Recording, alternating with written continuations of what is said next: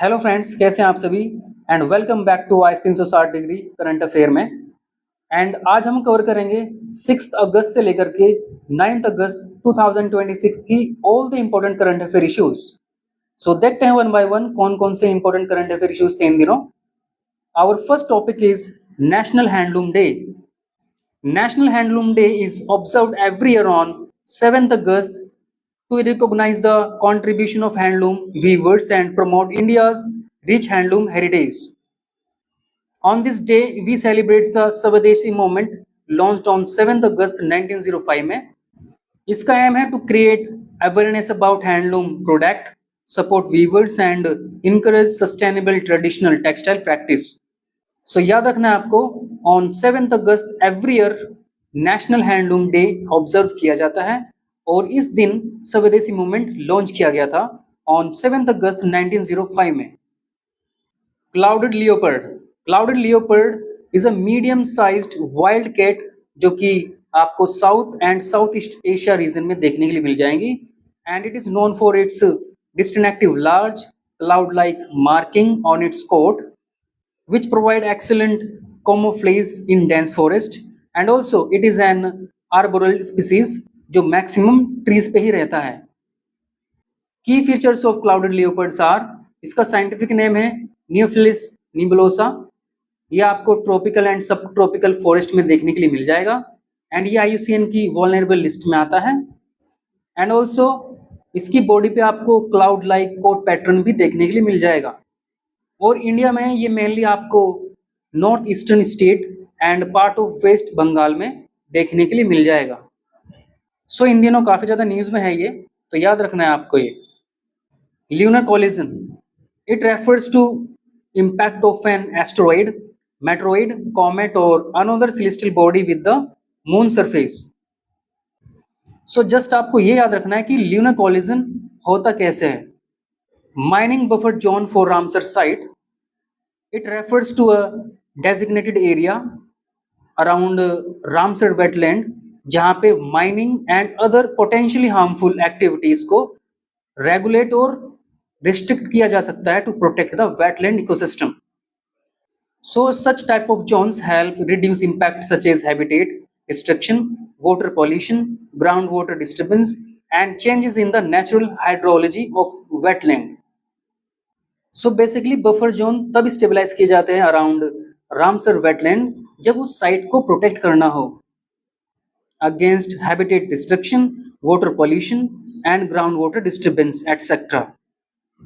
Dr. M.S. Swaminathan Award is a prestigious lifetime achievement award that recognize eminent individuals for their outstanding contribution to agricultural research and development, food security, and sustainable agriculture, particularly with reference to India. इसको stabilise किया गया था इन 2004 में and ये instituted है by trust for advancement of agricultural science and specially ये agricultural science की field में ही दिया जाता है। एंड इसका नाम श्री डॉक्टर M.S. स्वामीनाथन जी के नाम पे पड़ा है जो कि architect of India's green revolution कहलाते हैं। Eligibility open irrespective of nationality. So this is M.S. Swaminathan award जो कि स्पेशली एग्रीकल्चर सेक्टर में ही दिया जाता है। COSPAR Vikram Sarabhai medal 2026। Recently professor Annapurni Subramaniam has been awarded the Kosper Vikram Sarabhai Medal 2026 for her outstanding contribution to space science and astrophysics. She is the director of the Indian Institutes of Astrophysics, Bangalore में। Significance, इसका क्या importance है? She is the first Indian woman to receive this prestigious medal. So ये भारत की पहली महिला है जिनको ये अवार्ड मिला है। तो याद रखना ये किसी भी एग्जाम में आपसे पूछा जा सकता है। India's first high-altitude wildlife safari. Now Ladakh is set to become home to India's first high-altitude wildlife safari, showcasing the unique wildlife and fragile ecosystem of Himalayan region. So location हम देख ही चुके हैं इसकी।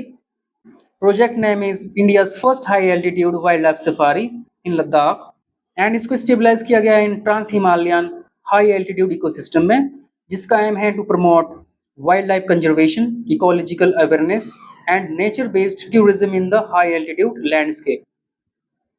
सो याद रखना है आपको, इंडिया का first high altitude wildlife safari Ladakh में स्टेबलाइज किया गया है।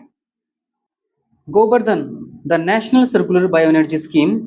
Govardhan stands for galvanising organic bio agro resource dhan, जो कि अप्रूव की गई है ऑन 6 अगस्त 2026 में बाय द यूनियन कैबिनेट, जिसका एम है to promote conversion of cattle dung, agricultural residue and other organic waste into compressed biogas यानी CBG biogas and biofertilisers में। Key idea behind this scheme are to promote a circular economy by converting waste into useful energy and agricultural resources. So ये scheme आपको याद रखनी है, Govardhan scheme. Bhawana Kanth become one of India's first women fighter pilot in the Indian Air Force and she was commissioned into the Indian Air Force in 2016. So in 2018, she became the first women fighter pilot to qualify the undertake combat mission on a fighter aircraft, and also she flew the MiG-21 Bison fighter aircraft. Her achievement marked an important milestone for women in India's armed forces. So याद रखना है, Bhawana Kanth first Indian women fighter pilot बन चुकी है। Tumdi Hatti barrage is a proposed irrigation project on the Pranahita river, जो कि located है इन तेलंगाना में, जिसका एम है to promote irrigation facilities and support agricultural development in the region. So Pranhita river is an important tributary of the Godavari river. So just आपको ये याद रखना है, तुमड़ी हटी बैरेज किस रिवर पे और किस स्टेट में लोकेटेड है। Asian rafting championship 2026 was hosted by India and it was held in Himachal Pradesh on the Sutlej river. So just आपको ये याद रखना है कि एशियन राफ्टिंग चैंपियनशिप 2026 किस कंट्री में होस्ट की गई थी, that is India. So my friend, आज के लिए बस इतना ही है। Thank you and thank you so much, and also please like, comment, share and subscribe.